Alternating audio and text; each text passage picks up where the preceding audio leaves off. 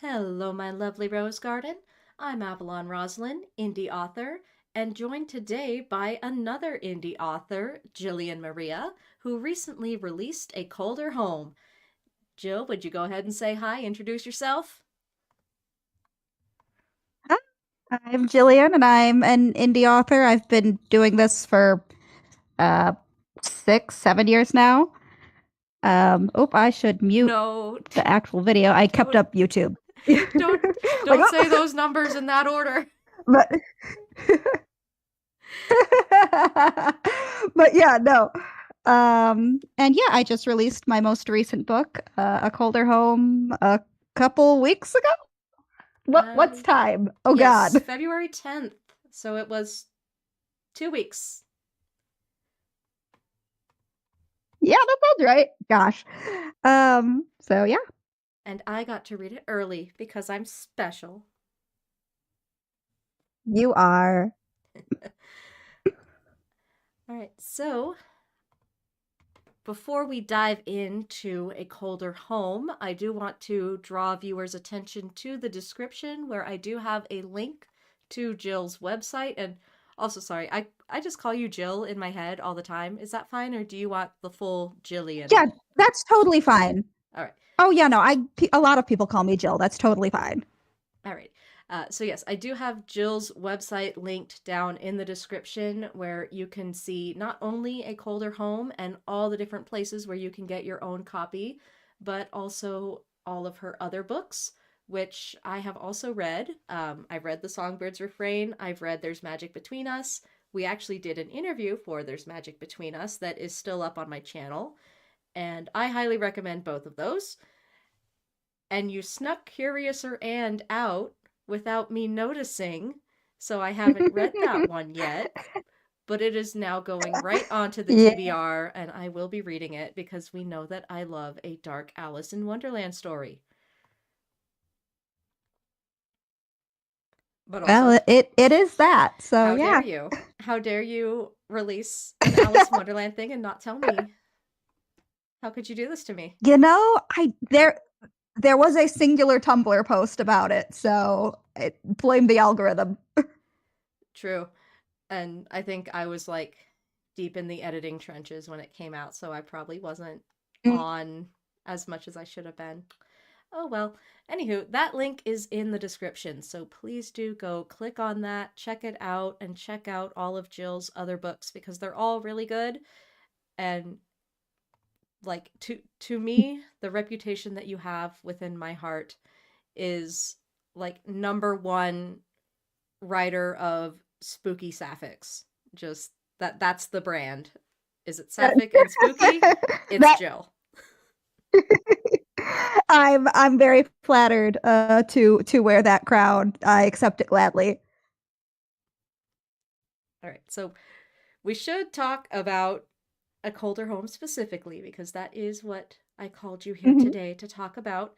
And if you are in the chat, feel free to leave questions if you have any. I have a short list of questions, but I kind of left it pretty vague and open so that viewers could submit their own questions if they have anything they want to know about the book or if they want to know about your writing process, how you edit things, your cover design process, any of that stuff. So if you have any curious little comments, please leave them in the chat and we will get to those. First, though, let's discuss A Colder Home and what it's about. Uh, I do have up on screen the blurb and also the list of content warnings that is included in the book. So if you don't mind, I'm just going to read that real quick and then we can go more Go into for it. because blurbs are great, but they never tell the whole story because we have to cut out so much to make it fit on the back of the book. So, amateur cinematographer Cleo Moss hasn't tried to make a film since her father's death 3 years ago. Her cousin Noah, a director, is convinced that her latest script is the perfect opportunity to try again, but Cleo is less sure. Those reservations grow when a blizzard nearly runs them off the road on their way to the shoot, and again when they discover that the house they're filming in has a tragic past to rival Cleo's own horror-filled writing. By the time she starts seeing ghostly shadows out of the corner of her eye, she's convinced that the production is doomed. At first, filming moves for that. And this is why I have so many takes when You're I'm doing great. recording things. Oh well. At first, filming moves forward in spite of an unreliable camera battery and Noah's surprise casting of Isabel, Cleo's not-so-former crush. But as the worsening snow traps cast and crew in the house overnight, the strange shadows escalate into horrifying, dangerous specters. While the rest of her friends fight to find a way out of this nightmare, Cleo can't help but be drawn to the ghosts she captures in her viewfinder, just as she can't help noticing how similar their story is to her own past.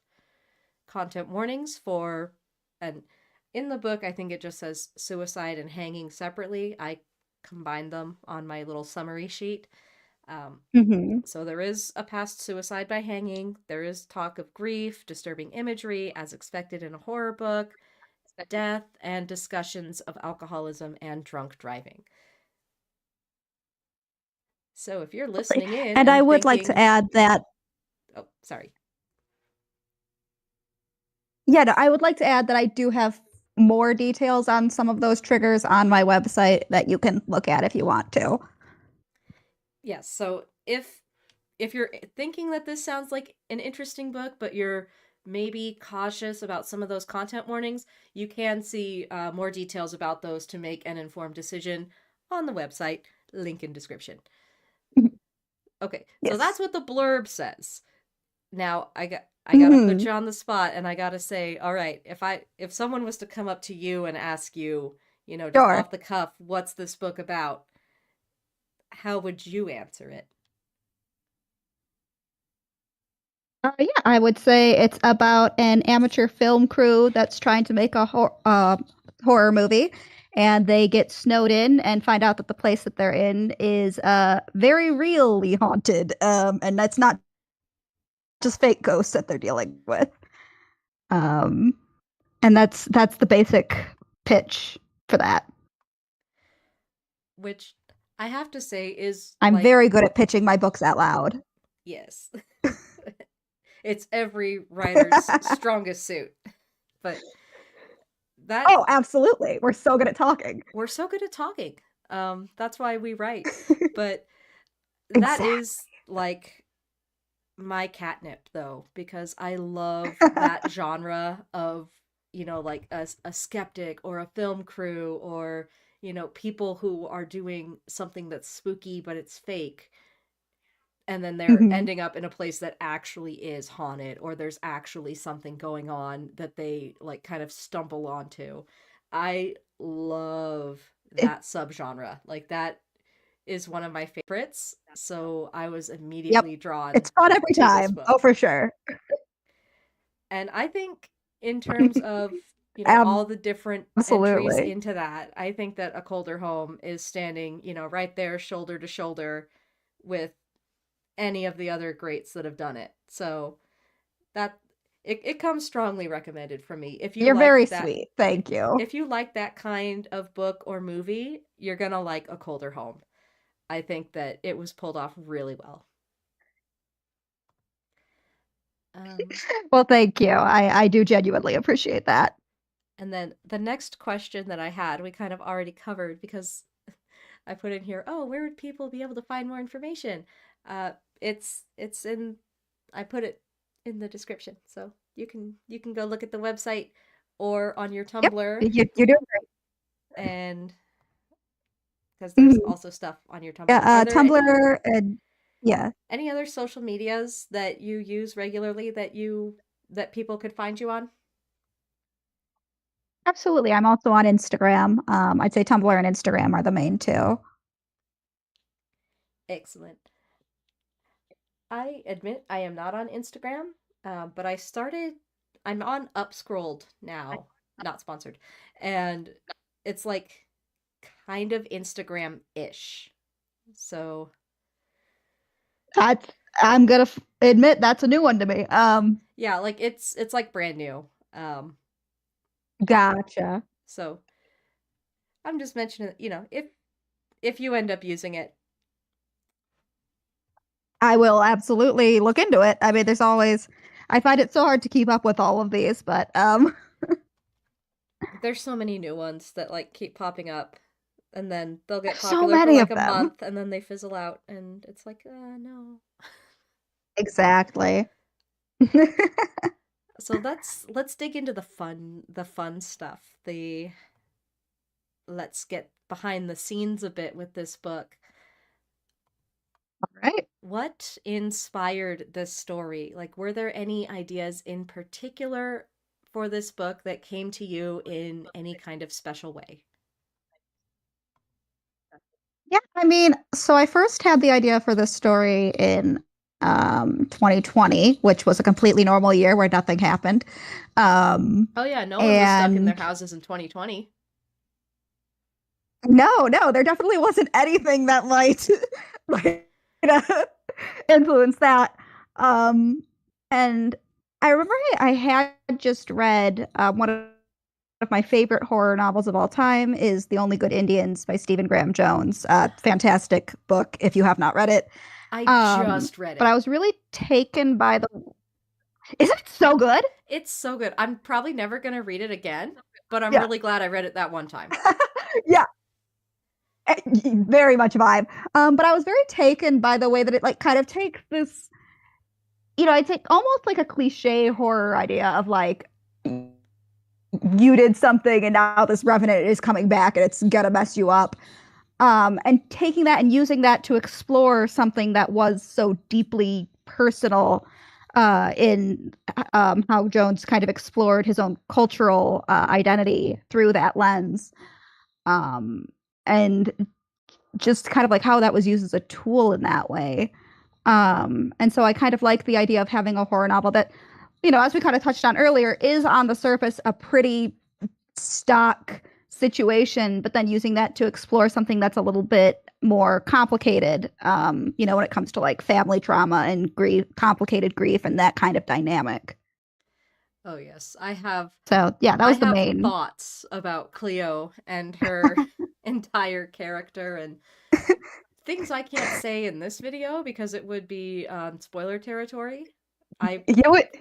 I will be posting Sure. like a full review with all of my thoughts about A Colder Home separately from this interview video. That'll probably come out next week. So I'll delve into all that there where there will be spoilers, but I figured for a live interview, we'd probably want to keep it just spoiler free. Spoiler free, yeah, But no, I have a lot of as much as thoughts possible. Obviously you about could that. touch on. I found that the characters in this book have inspired a lot of thoughts from beta readers and critique partners, and um, it's kind of been a fascinating litmus test for people because some people identify very strongly with one character and like have very strong opinions on a different character, and like complete readers can come away with like a completely different experience, which has been very fun for me. I mean, that kind of is the sign that you have very strong characters when readers can get such a I like to sense for think so. them that it touches on their own, experiences of knowing people who are like these characters and that flavoring how they see them. Mm-hmm. Because yeah, definitely Absolutely. the same for me in terms of who I really liked, who I kind of had like some like, oh, I hope you're the next one to die kind of feelings about. Like, not that I was Absolutely. actively rooting for any of them to die. I didn't dislike any of them that much that I wanted them to die. But it's like, okay, if it's between you and you, then I hope it's you. Like, For sure. No, I get it. all right, so The Only Good Indians, which also great, great book slash audiobook that people should read slash You should listen read to. it. I did half and half. So I had a paperback copy, Yeah. but I was also listening to the audiobook and just switching back and forth between them. And that, I think, also did a It's really it's good job of conveying the story. Uh, it would be really interesting to have an audiobook of A Colder Home. Wink nudge. oh man, Uh, I would love to. If enough people buy it, I will be able to produce it. So, all right, get to that link. Start clicking. yeah, let's go. All right, moving on. So something that I Mhm. found just extremely fun, and I love it when books do this kind of thing, is when it has like a theme to the chapter titles or like a theme to how chapters are introduced and things like that. And being that A Colder Home is about a group of filmmakers, there's a lot of filmmaking terminology with the chapter titles and with, like some of the descriptions being the way it would appear on a film script with the camera directions. So I have to ask, Mhm. how much experience do you have with Sure. filmmaking, or did you have to do just a ton of research on all that? Oh, ton of research. Yeah, I don't have any experience in that whatsoever. And I'm gonna level with you. I was hand waving it through most drafts. And then I during the beta reader round, which is like the last round of feedback, I get one of my betas kind of just casually mentioned, like, oh yeah, I studied film in college. And I went, well, did you now? And then he very patiently fielded my approximately 60 billion questions. And so anything that is accurate in this book, we can probably thank him for. Anything that is inaccurate is on me. Um, Shout but out yeah. to beta readers with specialized knowledge. Yep. Thanks, Dylan. I appreciate it. Beta readers really are just top tier. Okay. I try to do at least 2 rounds of critique for my books, and they always come out so much better for it. Oh, Winnie's back. Hi, Winnie. Oh, hi, buddy. Winnie is not a beta reader because she's illiterate. You know what? I still would take her advice. Sadie is a fantastic beta reader. Um, Very harsh critic. Will just eat the book if she does not like it. Um, I'll see. Winnie will just flop over and cuddle with any book that's in my hands because she either wants the attention or she wants to copy what I'm doing, and that's how she interacts with books. Is Perfect. if I'm touching a book, then she touches the book. And we're doing the same thing. She's perfect. Yes, she is. Oh, Oh, baby. Is Sadie still hanging out with you? yeah. She's conked out on my lap currently. Yeah, because before the stream started, we both had cats in our laps, and Winnie wandered off and came back. Sadie hung out for the whole time. Yeah. Oh yeah. No. When Sadie's like locked in, like I can't move for the next 4 hours. She's in it. Aw. See, I mess with Winnie too much. She doesn't stick around because I give her Ah. up. All right. Okay. Sorry. Cat break. Cat break over. Sorry, we got distracted from the books. Very important. And I feel like the next couple of questions, we're just going to go off on a ramble because the next Sure. question I have is, are there any horror films in particular that you took inspiration from, or any that you watched for either research purposes or as ambiance while you were drafting? Because this is one of the, again, things that I really liked about A Colder Home is I like it when the okay, again, we're going back to these are filmmakers making a scary movie. I like that Cleo is a fan of scary movies. I like that she's clearly well read in the genre and that she has favorites and thoughts about the cinematography in the movies, that comes through in her narration and in some of her conversations that she has with the cast and crew. So there's a lot of horror movies that are referenced throughout the book. either directly by So many name. references. I had a lot of fun with that. Like I started writing them down at one point in my book journal, and I actually added one in there that was unintentional. Um, so now I want to know what were the intentional Which is ones. very funny to me. I mean, I think everyone that you, because I saw your list, everyone except for that one that I mentioned, was was intentional. Um, and yeah, I mean, as far as like what specifically inspired it, I mean, obviously The Shining, you're getting snowed in a haunted location. That's kind of like the touchstone for it. House of Usher ended up being a pretty like thematically relevant work, both the short story and the movie.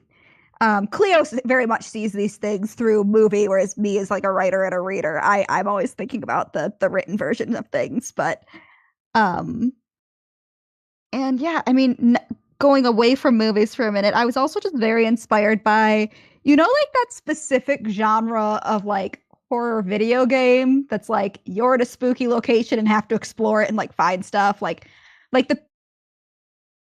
the playable teaser for Silent Hills that didn't get made, rip, or like Devotion or things like that. That Man, specific R.I.P. genre. Silent Hill Also, PT. The pain. I know it's like genuinely one of the scariest things I've ever. I like that something in the sound design of that one really got to me, like that creaking light, just like oh man. Um, I couldn't even but watch yeah, the so Let's though that Plays. is very Like I couldn't it's even play it. spooky, man. I But have never been very good at playing scary video games because I get too scared. I am a big chicken. mhm, For as much as I love scary things, that's fair. I get scared so easy. So usually I just watch other people play things. Like I have never actually played Silent Hill beyond like the first 10 minutes of Silent Hill 2. So I just watch YouTubers do it. And I couldn't even like I was You are watching so real and so valid for that. I was watching the PT playthroughs like through my fingers. Like I couldn't even directly watch those. No, there But there there's definitely there's is that something in the vibe. sauce of that one. Yeah.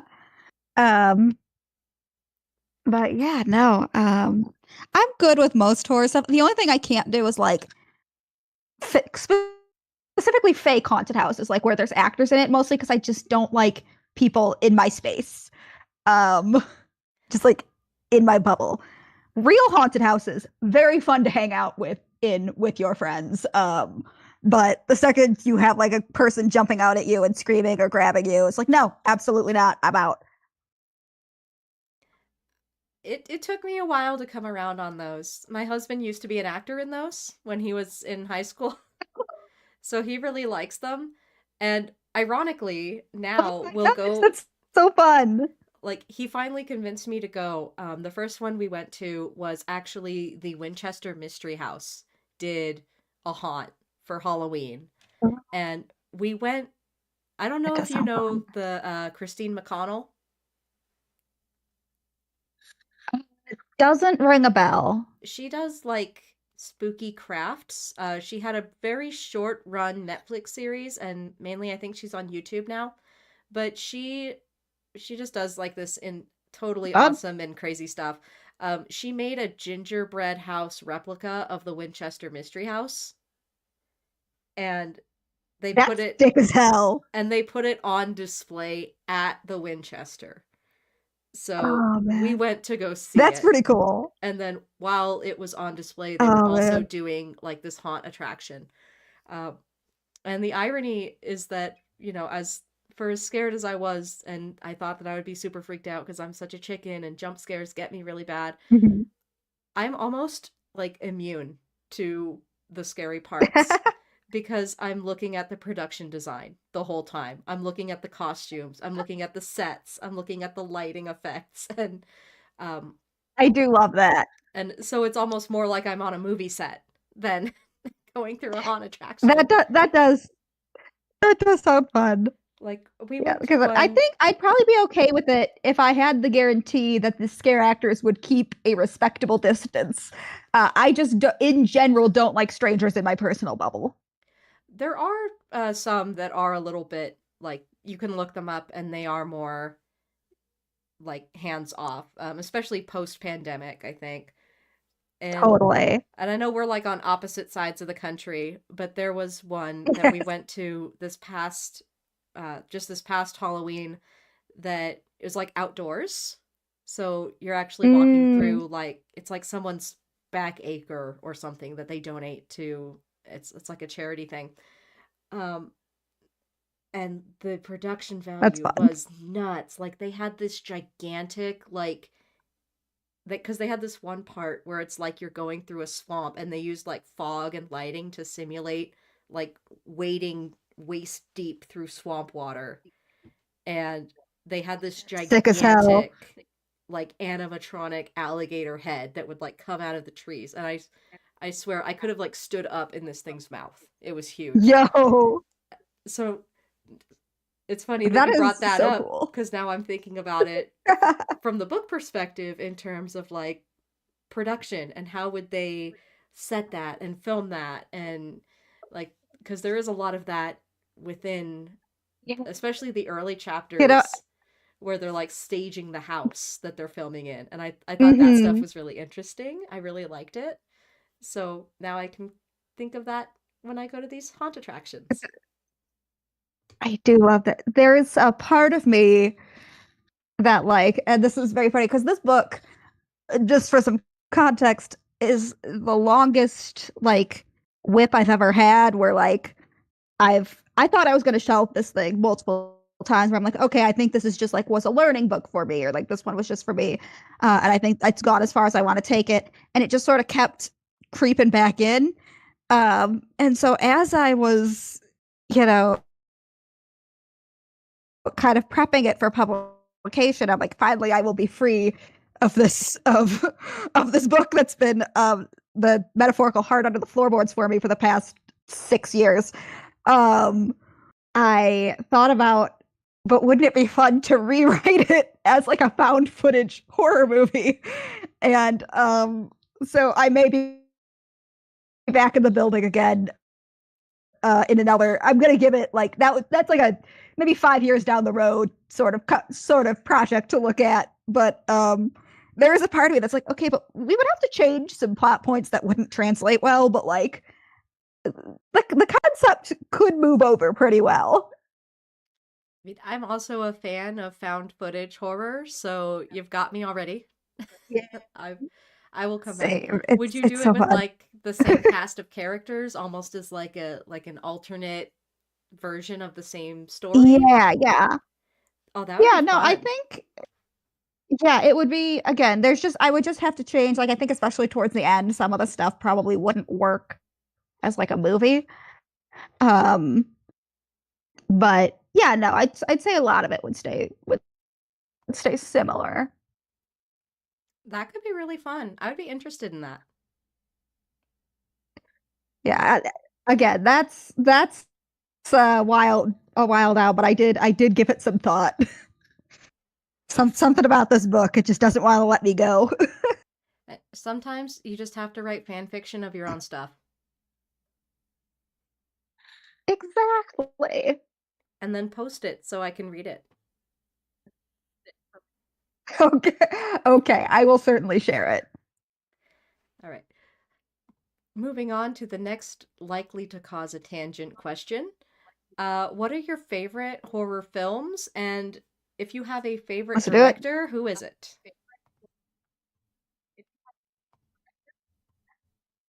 Oh man.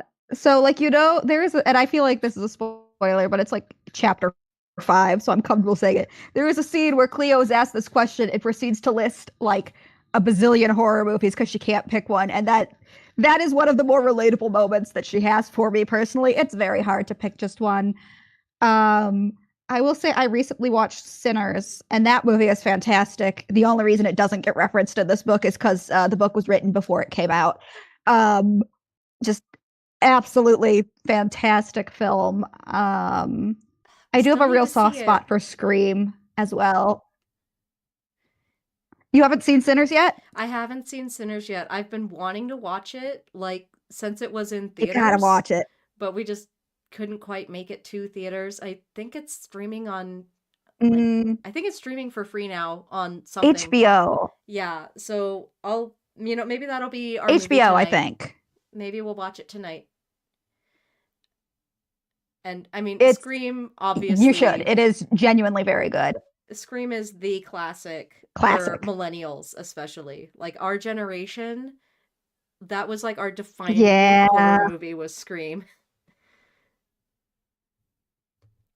it was. It was. I've got a real soft spot for it. And for favorite director, Mike Flanagan. His stuff is great. I love all of his miniseries. Midnight Mass is my favorite. It's very good. And as someone who was raised in a very small Catholic community, like it hits very close to home, and you're like, yeah, I totally get how this would happen to these people. I had to make one of my friends watch it because one of the characters reminded me so much of just a terrible religion teacher that we had. And I'm like, I need someone else who understands this to Like, watch this for me. look, it's him. So her. yeah, I don't know what the gender would be, but look, yeah, there they are. yeah, her. Yeah, I don't know. I don't know. Have you watched Midnight Mass? I watched a lot of it. I didn't finish it because we lost Netflix, and It's a slow burn. it was I think a little bit too slow burn for my little ADHD brain to process. I remember there was one shot where like I know I am also a Flanagan fan. I'm a Fanigan. Um I really liked Hill House. I own Bly Manor on DVD and I've liked a lot of his stuff. Oh, fabulous. But I know that he likes to do his long shots and he likes to rotate the He camera when he's does. doing his long shots and I get it. But there was one on the beach, I think, in that scene on the beach in Midnight Mass where that was like that really long rotating camera shot and I was like getting motion sick watching it and I was like, this is where I'm tapping out. I've heard For it's sure. really It's good. not it is not a show. It is. It's not a show that is for everybody, but it is a show that is for me specifically. I have fully imprinted on one of the secondary characters. But yeah, no. Again, we don't have to get into it, but I think you've probably watched far enough to know who Beverly Keane is, and that's the one where I was like, I need my friend to watch this because she reminds me so much of like very true to life. Oh, Beverly. I remember Beverly. We've all known Beverly Exactly. in our No, and we've lives. all we have which is hilarious because like I see that actress in like other stuff now, and I'm like, I'm sure you're a perfectly decent person. Like I was watching The Pit, and like she showed up, and I'm like, I get that you're like you're probably a decent person. You're playing a different character, but also like I just dislike you on principle now. It's just Beverly now. Fantastic actress. Yeah, no, fantastic actress though. Like nailed it. Oh my god. But yeah, so that's I think my favorite director. Mike Flanagan's definitely in my top ones. I might have to say Jordan Peele, just because I like. Oh, that's yeah. I like Us and I like Get Out He's so there much. as well. Nope was really Those are interesting. both. That's another one of those. Oh, this was a really good movie that I can't watch again. Yep. And my poor husband No, for sure. had a migraine. Like we went to see it in theaters with some friends, and he had like the beginnings of a migraine at the start of it, and it was a rough experience for him. Oh. I think James But yeah, I Wan also watched Iron probably Lung used to be. recently, and that I didn't. Okay, was fun. Iron Lung is another one of those where I'm like, I really want to see this. I should not watch it. Like, same with Fair. HBO Chernobyl. Like, I really want to watch it. It will make me feel sick, so I can't. But like, I'm aware it's good. I know it's really good. I would like to. It was a good time. I would like to watch it again with subtitles because I think something in how they mix the audio did not play nicely with my auditory processing issues. But it was also it's more Lovecraftian, so like you could kind of just watch it on vibes. Fair and valid. But yeah, no. See, now I just want to talk about horror. Love a good horror movie. Love a good horror story. I know. And that's part of the fun of A Colder Home, is because Cleo is such a fan of scary movies and she has opinions on the scary movies. I hate it She when like a character in a book is like, she what did does.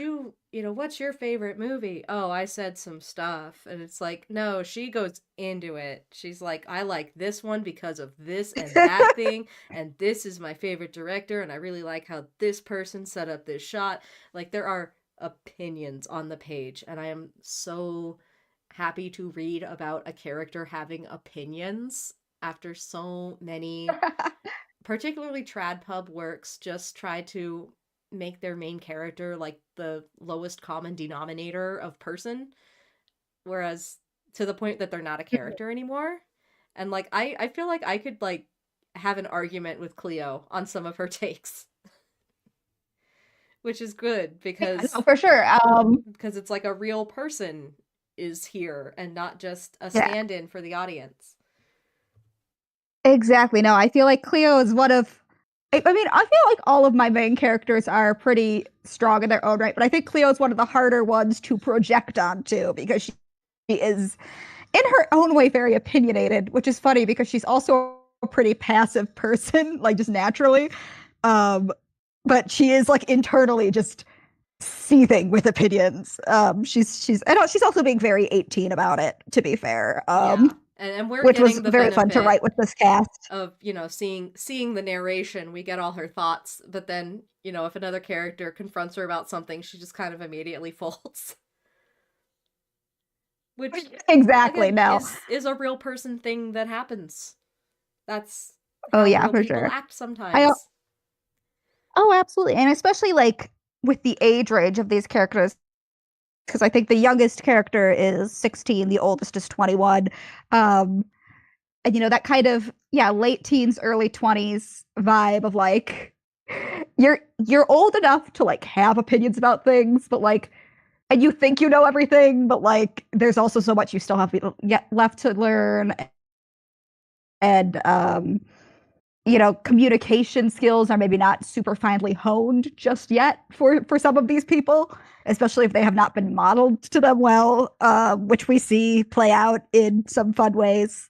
But yeah, no, it's a good time Yeah, and for the reader. For them, not so much. yeah, not so much for the cast and crew here, but I do definitely enjoy, No. and I know I've mainly been talking about Cleo because she is the primary perspective character, but you can definitely tell that this is like an extended friend group where maybe not everyone Mm-hmm. in this group is friends with each other, but they're friends with at least one or two other people who know these other people, and it's a very like, as someone who struggles with social situations, a lot of the horror is just, okay, I'm in a closed location and I'm stuck here with these people that I don't know super well. I kind of know them. And there Like, was only one bed. yeah, and there's only one bed. But it's like, oh, I would recognize you. Like, I have generally friendly feelings towards you, but we're not like close.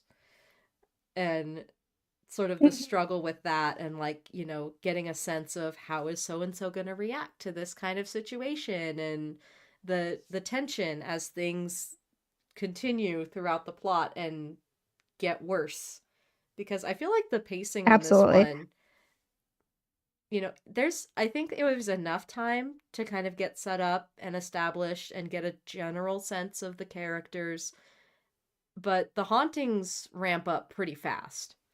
Like, we go from, Mm-hmm. seeing something out of the corner of your eye to a full apparition. There's not a ton of pages between. So it was interesting to see how things were going to keep For sure. escalating, and they do. And I'm not going to say more on how they do, but it was really interesting to see Yeah, no, how much it could I have go. so much there's so much director's commentary I want to share in this moment that I can't because it is just all spoilers.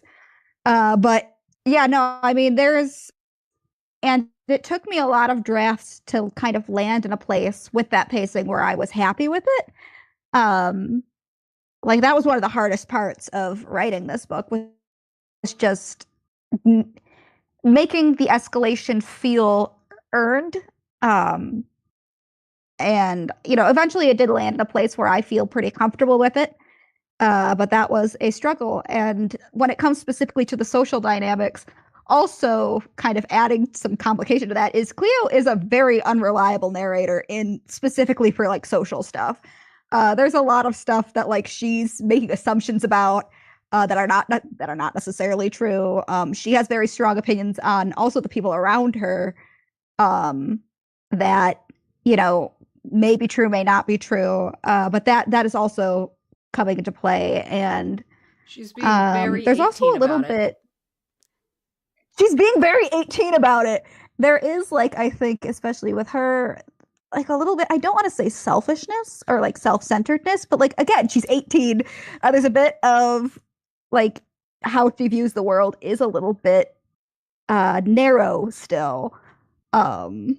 And she's kind of learning, and everybody in this group is learning to a certain extent, and they're kind of going on their own journeys. Everybody has like their different philosophies, and everybody thinks they're right. And it was kind of fun to just kind of bounce them all off of each other in different ways. It's an interesting group in the fact that, and especially because they are in that range of 16 to 21, every single one of them thinks they're the main character of the situation. Yeah, exactly.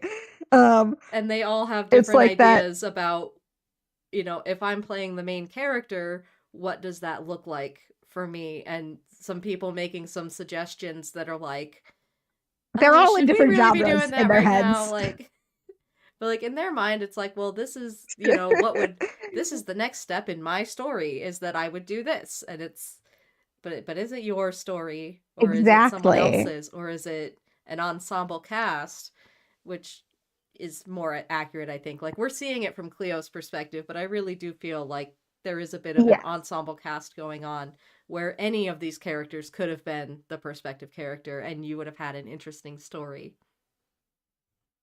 100%. No, and I wanted it to feel like that, even as we're not necessarily getting all of those stories. So that's fun for me.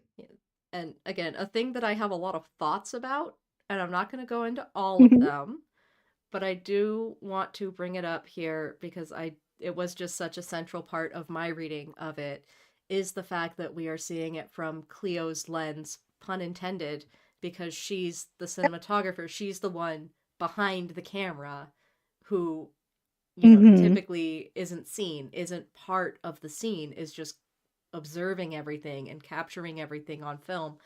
And the way that framing of things informs some of what happens and how some of the hauntings are a different experience for her because she's kind of got that distance with the camera, so she's not like directly interacting, but also we start to see that she literally has a different view of some of the stuff that's going on. And I feel like I would need a couple of rereads to really parse through all of the symbolism and meaning for that. Like, on the first read through, just to get the story, I feel like I could get more out of it. And I love when I have something that I want to go back to and I want to revisit and pick apart certain scenes with more detail and a more fine-toothed comb, which is when I brought up the horror media reference that was actually not intentional, because I don't think you had heard of this franchise. Fatal Frame. No idea. Fatal Frame is, to my knowledge, a really popular horror JRPG that literally is about capturing ghosts on film. So I really hope you give it a look. I had not. I will have to look it up because I had not heard about that at all. But I love that exists. Yeah, like, but no. Literally, the combat system is that you have to, like, the character has like this camera, and you have to like take pictures of the ghosts, and in order to do like to be the most effective, you kind of have to wait until they're like closer, but then it's like, oh, like what if they're too like, it very much plays on that distance with the camera and catching something full on versus just the out of the corner. And I think there's a lot of like Japanese mythology and folklore also involved with it because it's a Japanese game series. But I'm pretty sure that there's some news that came out recently that they're like putting out a remake or something on the Switch. I don't know. I'm not in the know on that, but if you like A Colder Home, Well, strongly recommend checking out Fatal Frame. If you like Fatal Frame, strongly recommend checking out A Colder Home. well, I'm gonna have to look into that now because yeah, no, that's very funny to me. But yeah, no, that was all. Everything that you said was very intentional. If, if not at the start, it became intentional over a number of drafts as I started to really dig into like, okay, these characters are artists, and what does that mean? And what does it mean to like create art almost? And it kind of became that conversation. Um, and talking about uh, like art and grief and hope and how all of those things kind of interact with each other. Unpacking that kind of helped me find the right direction for this story, and Cleo's kind of at the center of that. Uh, Especially with that ending that I can't talk about. Yeah, oh, the ending. It took me. The critique partners did not like that ending. I did not earn it in that round, but the beta readers came around on it, so I eventually managed it. And sometimes you just have to go with your gut. Like we love our betas and Yeah, we love no. our Well, critique partners, but it was sometimes wrong you in the just got to draft do that the it. critique partners read. Like I didn't. No, and to be fair, they were correct. It was not good in the version that they read. I didn't earn it correctly. So I had to go back and fix that. But yeah, it was earned by the time beta, or at least the beta readers felt that it was. But yeah, it was a process to get the draft to a place where that made sense. And I know I'm sounding very vague here. It's because I cannot spoil the ending of my own book. But Yeah, no, we're not doing spoilers. If you want the spoiler version of this whole conversation, you're gonna have to wait a week for my review to come out. But yeah, I definitely felt that it was earned when I was reading it, and I was almost worried that it wouldn't be what it was. mm, Like I was very yeah. happy with the ending, how it is written, and that's the ending that I personally wanted to see. So I was like, yes, good. She's done it again. Well, that's great. All right, I think we have. Oh my gosh. Speaking Well, of that's endings, very sweet. I we have one last Yes. question, and All right. I think it's going to be a fun one. If you were to cast yourself in a horror movie, what role would you play? I've given some thought to this, and I do think I would be like kind of the nerdy, half genre savvy one that like dies at a critical point because she knows too much. Like that's the role I'm playing. Or like the one that everyone thinks is the antagonist because like she's kind of weird and strange and unsettling, and then it turns out that I'm like the red herring, and I'm not actually it. See, I feel like a lot of horror authors probably land right in that right in that category of horror movie character archetype. Yes. Cuz I could definitely see Yes. that. Like just Absolutely. from knowing you and the conversations we've had, I'm like, yeah, that sounds about. Like I Yeah, would if absolutely. some spooky happenings were going on, I would message Jill and be like, "Hey, so what's your take on this?" And then seek your advice until suddenly, like, oh no, like the connection is lost. Oh, we can't rely on Jill's knowledge anymore. We have to just wing it from here on out. Yes. Yes, exactly. Right. Well, I think that is going to be a wrap on A Colder Home. But before we leave and turn off the stream, is there any project that you're working on right now that we might look forward to? I know you mentioned like maybe a few years from now doing kind of a found footage revisitation on this, Yeah. but what's going on between there? Yeah, I mean, I'm working. I'm kind of between projects at the moment. I had one that I got like a good ways into before realizing that it actually needed a little bit more simmer time. So I've put that on the back burner, and I'm kind of like in the process of recalibrating at the moment.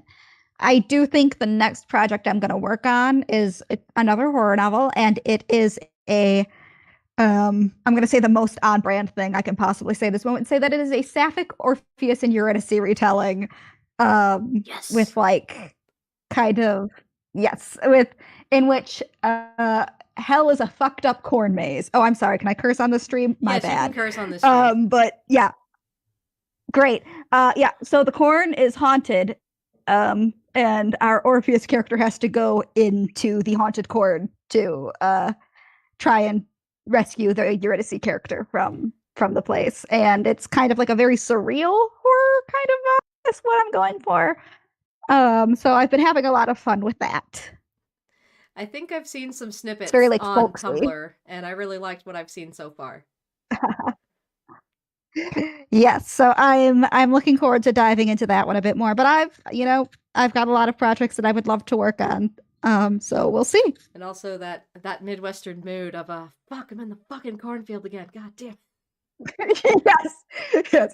The I'm corn from maze is Michigan, and I'm evil. going to make it everybody's problem. Yeah.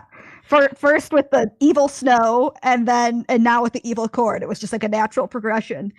Um, It makes so much sense. yeah. Well, I am very much looking forward to that. I need to get my hands on Curiouser and because how dare you?